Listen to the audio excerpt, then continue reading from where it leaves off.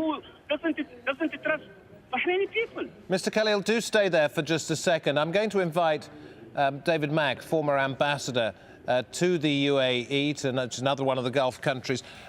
Mr. Ambassador, I'm going to ask you if you've got anything that you want to say or ask of Mr. Ibrahim, who's leader of the main opposition party in Bahrain. If you do, if you'd like to ask him a question, please go ahead now. Now, I would be interested in knowing whether there were any contacts between the opposition party and King Hamad or emissaries from King Hamad before these recent disturbances began. Because certainly when Secretary Clinton was in recent conversations with the king and with the foreign minister, Khalid bin Abdullah, she got the definite impression that the king was prepared to take action to investigate the first two killings, and it sounded like an effort was going to be made to deal more honestly and fairly with the opposition. Mr. Khalil, did you hear the question from Ambassador Mack? Yes, of course.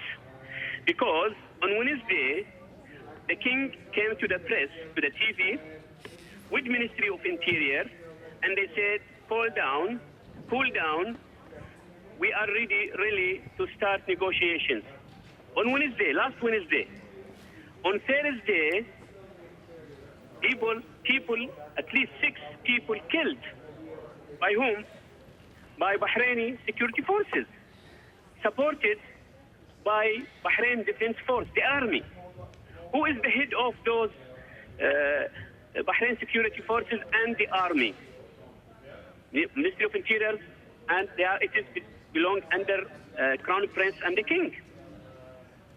Nothing under the Prime Minister. Mr. Khalil, I'm sort of guessing here, but I think what the ambassador was suggesting was before all this began, were you being offered any concessions by the king which might have satisfied you? No, we haven't heard anything. We haven't offered anything.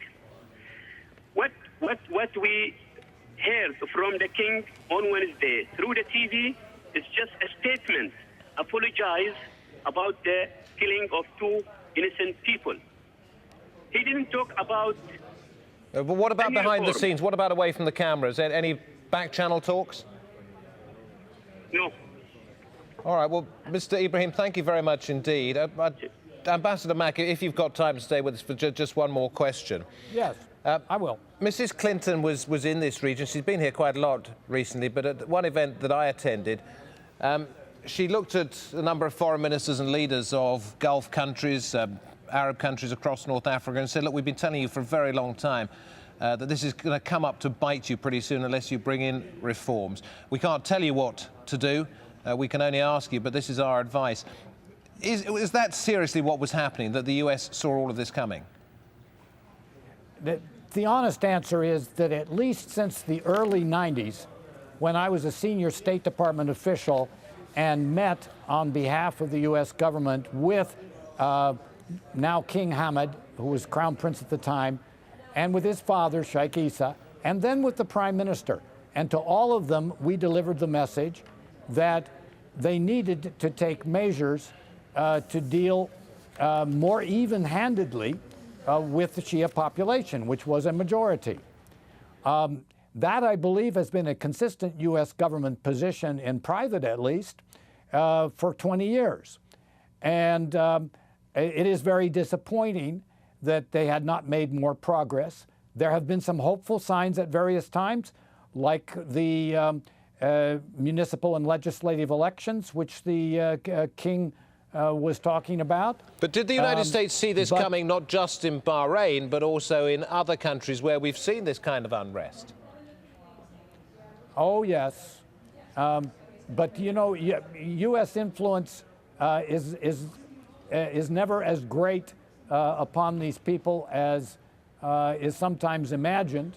And certainly there's been a lot of pushback from various officials. We saw the way that Mubarak, somebody with whom we had the closest of possible relations, pushed back quite strongly, including pushing back against President Obama.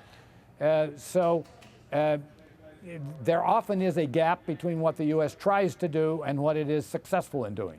Ambassador, really appreciate you coming on with your insight into events in this region, in the Middle East and North African region. Thank you very much. David Mack. You're welcome. One reason we've been talking to the ambassador and having extended news coverage here at Al Jazeera is because of events in Bahrain's capital, Manama.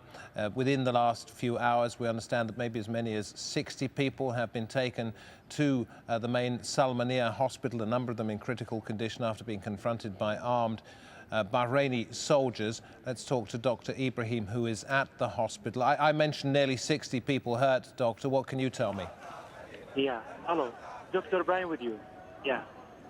We're live on Al Jazeera, Dr. Ibrahim. How many people are you treating at the hospital as a result of the injuries? Okay, yes. Nobody can confirm you now with how many exactly. But as we hear from the different departments in Salmania Medical Complex, okay, there is around 100 injuries. Main injuries is from the chest till the head, and it's looking like severe, like from short distance. But in theater now, in the theater room for operation, there is 4 injuries between moderate and severe, but one of them in a critical situation, direct gun to the head from the short distance. Now they look for him at the resuscitation. Is still the patient. We cannot confirm he died or not, but he is in critical situation. Dr. Ibrahim, yeah. This incident began slightly more than 3 hours ago, and we've been reporting for some time that ambulances were prevented from getting to the scene where there were a great many wounded. Is that still the case? That's exactly what I have to tell. 4 ambulances went there, okay, and they captured the drivers and the staff, and they pushed them out from the ambulances, okay, and they left them still there. Now, before I can compare, for 45 minutes, some doctors and for the emergency doctor, they go by walking without alone like this. They want to help, because as we heard that there is many injuries there. Nobody allowed them to go. We cannot go contact to them from them. No, the medical community. We are as a staff in Bahrain Health, Bahrain Ministry of Health. We all of the doctors, all the staffs. We ask them, where are you, Mr. Minister of Health? Where are you? Where are you, Mr. Al-Hamar? We want to be with us. Answer us. We want to get contact. We will not talk about political issues. There's something regarding to a humanity. I will tell you exactly what happened in the ground now. It is. I cannot explain to you what I am seeing in my eyes here. All the people are crying. Nurses, people from outside. Okay, and the problem that from yesterday there is 62 missing people. Nobody knows where they are now. Is they